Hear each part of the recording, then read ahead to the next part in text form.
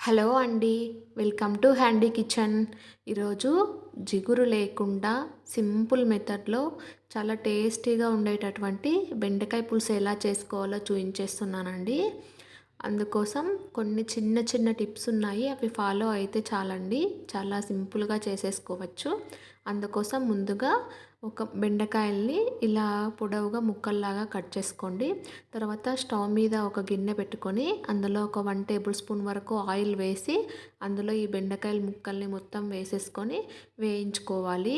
ఆలోపు ఇందులో కావాల్సిన మసాలా కోసం ఒక మిక్సీ గిన్నెలో 6-7 వరకు వెల్లుల్లి, కొంచెం చిన్న అల్లం, ఇంకా ఒక ఆనియన్ని ఇలా కట్ చేసుకొని, తర్వాత ఒక టమోటాను కూడా ఇలా ముక్కల్లాగా కట్ చేసుకొని వేసి ఫైన్ పేస్ట్ లాగా గ్రైండ్ చేసుకోవాలండి ఇలాగా. ఇప్పుడు ఈలోపు బెండకాయ ముక్కలన్నీ కూడా వేగిపోయి ఉంటాయి. ఇలా వేయించడం వల్ల బెండకాయ పులుసు అనేది జిగురు లేకుండా వస్తుందండి. చాలా బాగుంటుంది. కంపల్సరీ వేయించుకోండి.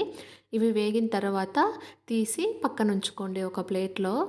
ఇప్పుడు అదే ప్యాన్లో ఇంకొంచెం పోపుకు సరిపడా ఆయిల్ వేసుకొని అందులో ఒక టేబుల్ స్పూన్ వరకు ఆవాలు, ఒక స్పూన్ జీలకర్ర, ఇంకా కొన్ని ఎండుమిరపకాయల్ని ఇలా కట్ చేసుకొని వేసుకోవాలి.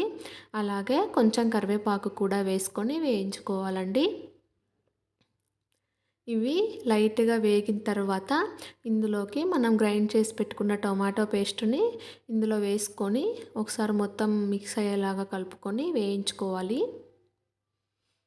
ఇవి కూడా కొంచెం పూర్తిగా వేగి ఆయిల్ పైకి తేలుతూ ఉండాలండి. అప్పుడు పచ్చి వాసన పోతుంది. ఇప్పుడు ఇందులోకి ఒక స్పూన్ ధనియాల పొడి, ఒక స్పూన్ కారం, ఇంకా ఒక స్పూన్ సాల్ట్, కొంచెం గరం మసాలా, ఇంకా కొంచెం పసుపు కూడా వేసుకొని వేయించేసుకోవాలి. ఇది కూడా పూర్తిగా వేగిన తర్వాత ఇందులోకి మనం కట్ చేసి వేయించి పెట్టుకున్న బెండకాయ ముక్కల్ని కూడా వేసుకొని ఒకసారి మొత్తం మిక్స్ అయ్యేటట్టుగా కలుపుకోవాలండి. ఇలా కలుపుకోవడం వల్ల ఈ మసాలా అనేది బెండకాయ ముక్కలకి పట్టి చాలా టేస్టీగా ఉంటుంది. ఇలా ఒకసారి కలుపుకున్న తర్వాత ఇందులోకి కొంచెం వాటర్ పోసుకొని మొత్తం మళ్ళీ ఇంకొకసారి కలుపుకొని మూత పెట్టేసి ఒక 10 మినిట్స్ పాటు ఉడికించుకోవాలి. ఆలోపు మనం ఒక చిన్న నిమ్మకాయ సైజ్ అంత చింతపండుని తీసుకొని గుజ్జు తీసి పక్కన పెట్టుకుందామండి. 10 మినిట్స్ తర్వాత చూసారా కొంచెం ఆయిల్ కూడా తేలుతూ ఉంది.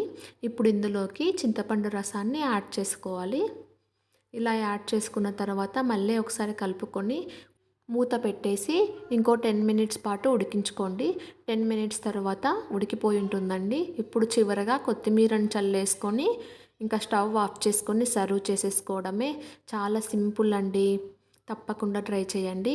Okay, thank you for watching.